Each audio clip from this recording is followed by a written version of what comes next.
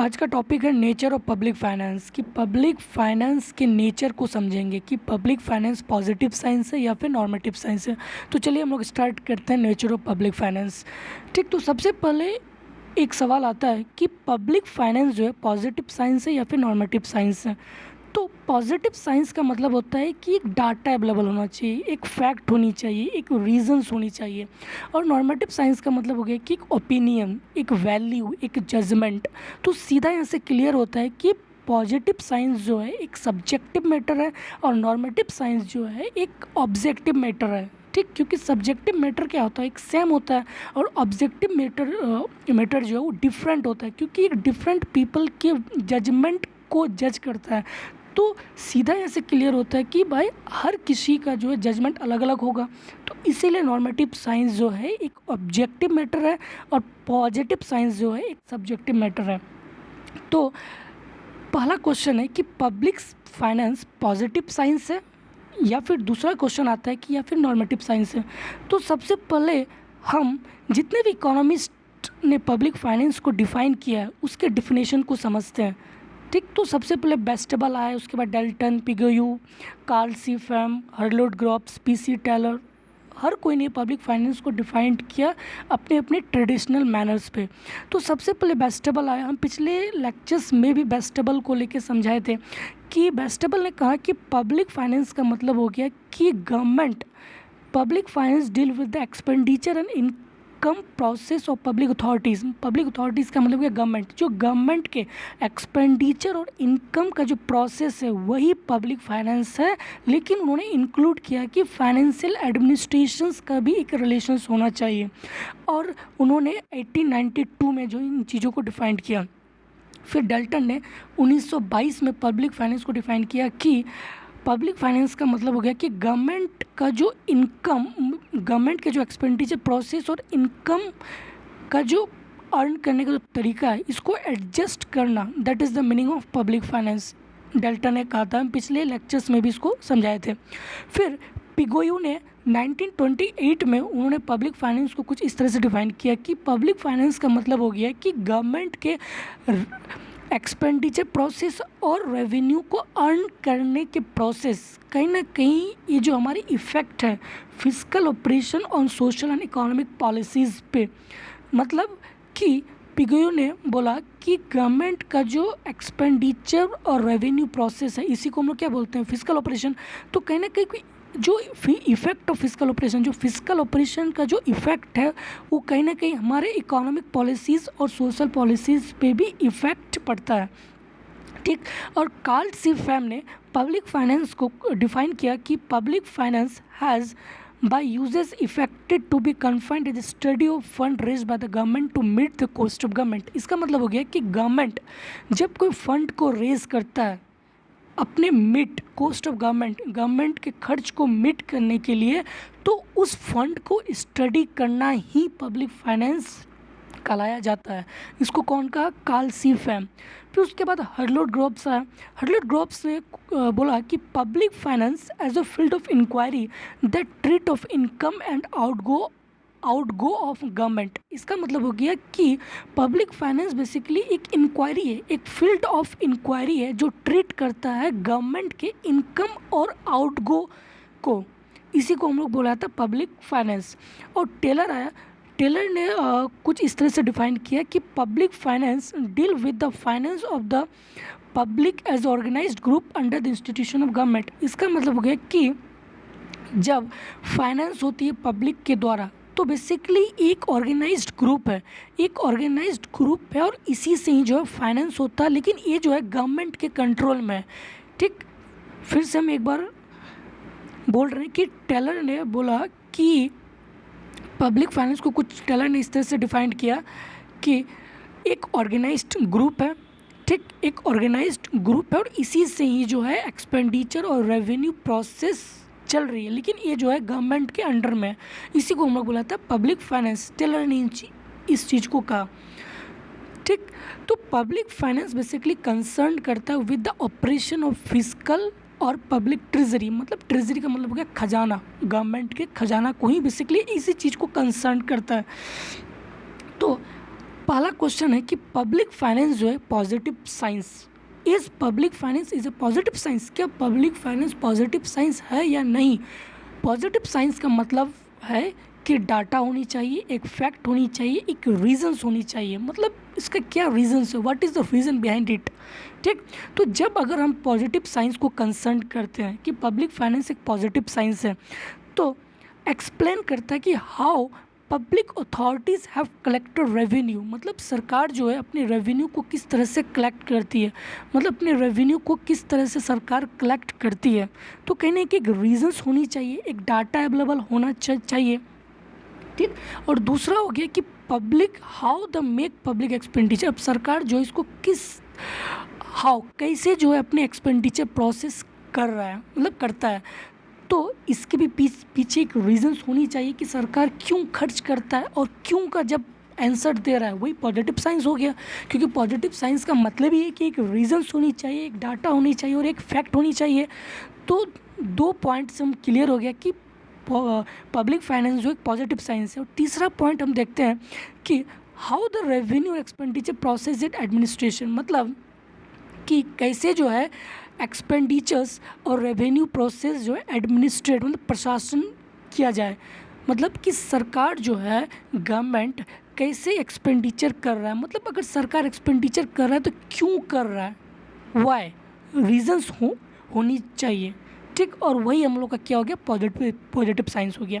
या फिर सरकार अगर रेवेन्यू को कलेक्ट कर रही तो कैसे कलेक्ट कर रही है, उसके डाटा होनी चाहिए कि पिछले साल जो है कुछ और किया होगा, अभी कुछ इंक्रीज़ या फिर डिक्रीज़ हो रही होगी उसके रेवेन्यू पे। ठीक, तो एक डाटा को भी यहाँ पे इंक्लूड हो रहा है, तो डाटा को जब यहाँ पे क्लेरिफाई किया तो वही मेरा क्या हो गया, पॉजिटिव साइंस हो गया। या फिर कि रेवेन्यू या फिर एक्सपेंडिचर प्रोसेस और रेवेन्यू प्रोसेस कैसे एडमिनिस्ट्रेशंस किया जाए, कैसे एडमिनिस्ट्रेशन हो, मतलब एक डाटा, एक फैक्ट, एक रीजंस को इंक्लूड करता है, और वही मेरा क्या हो गया, पॉजिटिव साइंस हो गया। तो 3 पॉइंट से क्लियर हो गया कि पब्लिक फाइनेंस जो है एक पॉजिटिव साइंस है। क्योंकि पब्लिक फाइनेंस जो है, पब्लिक फाइनेंस मतलब जब हम लोग इसको पॉजिटिव साइंस को कंसर्न करते हैं तो कहीं ना कहीं एक्सप्लेन करता है कि how public authorities have collected revenue, मतलब सरकार जो है कैसे अपने रेवेन्यू को कलेक्ट करती है, मतलब किस रीजंस के बेसिस पे। और जब रीजंस आ गया तो वही मेरा क्या हो गया, पॉजिटिव साइंस हो गया। और दूसरा कि how make the public expenditure, सरकार जो है कैसे पब्लिक एक्सपेंडिचर कर रही है, किस डाटा के बेसिस पे, किस रीजंस के बेसिस पे। ठीक है, तो यही जो है मेरा क्या हो गया, पॉजिटिव साइंस हो गया। या फिर उसके जो रेवेन्यू और एक्सपेंडिचर प्रोसेस है वो कैसे गवर्न की जाए। ठीक, और ये भी मेरा इंक्लूड हो गया पॉजिटिव साइंस पे। तो ये तीनों पॉइंट जो है बेसिकली कंसर्न करता है कि व्हाट इट इज़, मतलब ये एक्चुअली में है क्या, ये नहीं कि व्हाट आउट टू बी, ये होनी चाहिए, इन चीज़ों को कंसर्न नहीं करता है। बेसिकली तीनों पॉइंट, ये जो मेरा तीनों पॉइंट है, तीनों पॉइंट बेसिकली कंसर्न करता है कि व्हाट इट इज़, मतलब ये एक्चुअली में है क्या। ठीक, ये नहीं कि होनी चाहिए, जब ये होनी चाहिए तो वो तो नॉर्मेटिव साइंस हो गया। नॉर्मेटिव साइंस हम बाद में करेंगे इसको डिस्कस। ठीक, तो how revenue and expenditure process, मतलब जो रेवेन्यू एंड एक्सपेंडिचर प्रोसेस को ही हम लोग बुलाते हैं फिजिकल ऑपरेशंस, क्योंकि हम बार बार फिजिकल ऑपरेशंस का टर्म्स यूज़ कर रहे हैं, तो इससे घबराइए मत। फिजिकल ऑपरेशंस का मतलब हो गया कि गवर्नमेंट के एक्सपेंडिचर और इनकम के प्रोसेस को ही हम लोग बुलाता है फिजिकल ऑपरेशन।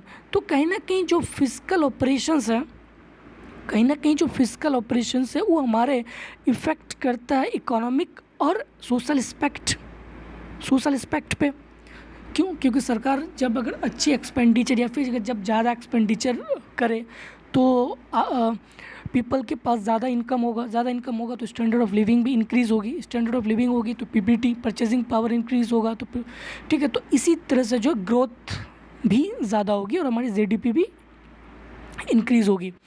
तो कहीं ना कहीं जो हमारे पब्लिक एक्सपेंडिचर्स, मतलब पॉजिटिव साइंस को जब अगर हम लोग कंसर्न्स करते हैं तो कहीं ना कहीं ये हम लोग इफ़ेक्ट करता है हमारे सोशल और रिस्पेक्ट लाइफ को। लेकिन इन चीज़ों को जो हम लोगों ने आउटसाइड कर दिया पब्लिक फाइनेंस के स्कोप से। ठीक, देखिए, public finance is concerned with the tax and expenditure policies. Basically क्योंकि अभी हम पॉजिटिव साइंस डिस्कस कर रहे हैं, तो पॉजिटिव साइंस का ही मतलब हो गया कि एक डाटा, मतलब एक रियलिटी के साथ जो है वो कंसर्न करें, ना कि एक वर्चुअल, मतलब होनी चाहिए इन चीज़ों को नहीं। तो पब्लिक फाइनेंस, जब अगर हम उसको पॉजिटिव साइंस को कंसर्न करते हैं, तो इसका मतलब हो गया कि कंसर्न करता है कि टैक्स और एक्सपेंडिचर पॉलिसीज़ को, ठीक, ना कि and not with the how the policies effect the social and economic aspect of life. देखिए फिर से, क्योंकि अभी हम पॉजिटिव साइंस को डिस्कस कर रहे हैं, तो पॉजिटिव साइंस का ही मतलब होता है कि रियलिटी के साथ डील करे, और नॉर्मेटिव साइंस का मतलब हो गया कि एक वैल्यू जजमेंट, मतलब एक वर्चुअल हो गया। तो जब हम पॉजिटिव साइंस के पॉइंट ऑफ व्यू से डिस्कस करते हैं, तो पब्लिक फाइनेंस जो है कंसर्न करता है कि उसका टैक्स, कि सरकार कितनी टैक्स लगा रही है, कितनी एक्सपेंड कर रही है, ठीक। तो it means that study of effect of physical operation lie outside the scope of public finance, ठीक। और उसका जो इफेक्ट है हमारे फिजिकल ऑपरेशंस का, वो स्कोप से आउटसाइड कर दिया गया, मतलब उसके स्कोप पे जो उन्होंने इंक्लूड करके रखा है, यहाँ पे नहीं, पॉजिटिव साइंस पे नहीं। तो पॉजिटिव साइंस देखिए यहाँ पे पूरा क्लियर लिखा हुआ है कि पॉजिटिव साइंस जो है not concern with the problem effect of social and economic aspect of life. मतलब कि पॉजिटिव साइंस जो है ये कंसर्न नहीं करता है कि सोशल और इकोनॉमिक एस्पेक्ट ऑफ लाइफ पे क्या असर हो। मतलब कि फिजिकल ऑपरेशंस का मतलब होगा कि गवर्नमेंट के जो एक्सपेंडिचर और रेवेन्यू प्रोसेस है, इसी को हम लोग क्या बोलते हैं, फिजिकल ऑपरेशन। तो फिजिकल ऑपरेशंस जो है वो इफेक्ट जो है हमारी सोशल और इकोनॉमिक एस्पेक्ट जो कर रहा है, वो पॉजिटिव साइंस पे इंक्लूड नहीं है, बल्कि जो है इंक्लूड है नॉर्मेटिव साइंस पे। या फिर जो बजट पॉलिसीज़ को जज करना, ठीक, या फिर बजट पॉलिसीज़ को जज करना, ये भी पॉजिटिव साइंस नहीं है, ये नॉर्मेटिव साइंस पे इंक्लूड किया हुआ है। या फिर प्राइवेट सेक्टर पे किस तरीक़ा से टैक्स और एक्सपेंडिचर चेंजेस है, ये भी पॉजिटिव साइंस पे डील नहीं करती है, ठीक। तो 1930 में जो है एक ग्रेट डिप्रेशन जब आया हुआ था, सबको मालूम ही होगा आपको, तो जेम किन्स ने उन्हें एक बुक को पब्लिश किया था, general theory of employment, interest and money, 1936। 6 साल बाद जो उन्होंने बुक को पब्लिश किया जेम किन्स के द्वारा, जब ग्रेट डिप्रेशन 1930 में आया था। तो एक इन्फ्लुएंस ऑफ और इसी 1930 जो ग्रेट डिप्रेशन आया था, जेम किन्स ने खुद प्रूव किया कि पब्लिक फाइनेंस जो है वो नॉर्मेटिव साइंस है, क्योंकि वो अकेला पॉजिटिव साइंस नहीं हो सकता है। देखिए अब कैसे, इन चीज़ को समझिए पूरा ध्यान से। जेम किन्स ने कहा कि the influence of government physical operations on the overall level of economic activities and level of employment has become on integral part of subject matter of public finance. इसका मतलब हो गया कि गवर्नमेंट के जो फिजिकल ऑपरेशंस है, कहीं ना कहीं हमारे on the overall level of economic activities जो इफेक्ट करता है हमारे इकोनॉमिक एक्टिविटीज़ पे, लेवल ऑफ एम्प्लॉयमेंट पे, ठीक। और ये जो हमारे पब्लिक फाइनेंस के एक सब्जेक्ट मैटर माना जाता है, ठीक। तो it can be said that this economist also accepted public finance as a normative science, और इन्होंने भी एक्सेप्ट किया कि पब्लिक फाइनेंस जो है एक नॉर्मेटिव साइंस है। But it is also obvious that the emphasis more on the positive aspect of the physical operation rather than of the normative science. लेकिन अभी भी सबसे ज़्यादा जो है पब्लिक फाइनेंस को पॉजिटिव साइंस के पॉइंट ऑफ व्यू से ही देखा जाता है, ना कि उतने नॉर्मेटिव साइंस से, ठीक। तो हम लोग देखते हैं कि normative science is public finance is a normative science. क्या पब्लिक फाइनेंस नॉर्मेटिव साइंस है या फिर नहीं है, ठीक। तो नॉर्मेटिव साइंस का मतलब ही होता है कि एक वैल्यू हो, एक जजमेंट हो, ठीक। क्योंकि जजमेंट को हम लोग क्या बोला जाता है कि नॉर्मेटिव है वो। तो अकॉर्डिंग टू मसग्रेव, अगर मसग्रेव के अकॉर्डिंग अगर देखा जाए, उन्होंने बोला कि the objective of physical operation, जो फिजिकल ऑपरेशंस का जो ऑब्जेक्टिव है, फिजिकल ऑपरेशंस का मतलब कि गवर्नमेंट के रेवेन्यू और एक्सपेंडिचर प्रोसेस को ही फिजिकल ऑपरेशन बोला जाता है। तो जो गवर्नमेंट का जो ऑब्जेक्टिव है, मतलब जो फिजिकल ऑपरेशन का जो ऑब्जेक्टिव है, is to make proper allocation of resources, या फिर distribution of income and full employment level, या फिर price stability and growth, Musgrave का कहना ये था कि जो फिजिकल ऑपरेशन, जो गवर्नमेंट के जो फिजिकल ऑपरेशंस है, गवर्नमेंट के जो फिजिकल ऑपरेशंस है वो मेक प्रॉपर एलोकेशन ऑफ, उसका जो मेन ऑब्जेक्टिव है, फिजिकल ऑपरेशन का जो मेन ऑब्जेक्टिव है वो कहना कि हमारे जो स्केयर रिसोर्सेस है उसको एलोकेट करने का काम करता हो, या फिर डिस्ट्रीब्यूशन ऑफ इनकम को क्या करें, डिस्ट्रीब्यूट करें, ठीक। और फुल एम्प्लॉयमेंट का मतलब ये नहीं कि हर किसी को जॉब मिले, फुल एम्प्लॉयमेंट का मतलब है कि हमारे जो रिसोर्सेज है उसको फुल्ली यूटिलाइज किया जा सके, ठीक। गवर्नमेंट का मेन ऑब्जेक्टिव होता है। और प्राइस लेवल स्टेबिलिटी, और प्राइस लेवल जो स्टेबिलिटी बना रहे, मतलब इन्फ्लेशंस ना, इन्फ्लेशंस को मेंटेन रखें, और ग्रोथ। तो it means the effect of physical operation. तो इसका मतलब हो गया कि कहीं ना कहीं जो हमारे फिजिकल ऑपरेशन जो है इफ़ेक्ट करता है एलोकेशन ऑफ रिसोर्सेज पे, डिस्ट्रीब्यूशन ऑफ इनकम पे, या फिर फुल एम्प्लॉयमेंट पे, ठीक, या फिर फुल एम्प्लॉयमेंट पे, या फिर ग्रोथ पे, इन चीज़ों पे जो इफ़ेक्ट करता है, ठीक। अब हम लोग देखते हैं कि अकॉर्डिंग टू हर्बर के अकॉर्डिंग उन्होंने कहा था कि public finance studies and analyse the effect of government budgetary practices of taxing and spending on 4 major sphere. हर्वर के अकॉर्डिंग कि पब्लिक फाइनेंस जो है बेसिकली स्टडीज़ करता है गवर्नमेंट के बजटरी प्रैक्टिसेस को, मतलब गवर्नमेंट के बजटरी पॉलिसीज़ को स्टडी करना, और गवर्नमेंट का जो बजटरी पॉलिसीज़ है जो वो इफ़ेक्ट करता है, ठीक। गवर्नमेंट के जो बजटरी प्रैक्टिस है वो क्या है, टैक्सिंग और स्पेंडिंग। जो टैक्सिंग और स्पेंडिंग प्रोसेस जो है गवर्नमेंट का, वो बेसिकली 4 मेजर स्पीयर पे ही जो है खर्च होती है। पहला कि allocation of productive resources among the competing multiple uses, मतलब कि जो भी हमारे स्क्योर रिसोर्सेज है उसको प्रोडक्टिव यूज़ में बनाया जाए ताकि मल्टीपल यूज़, मतलब उसका कॉम्पेटिंग जो है कंपटीशंस हो मार्केट में।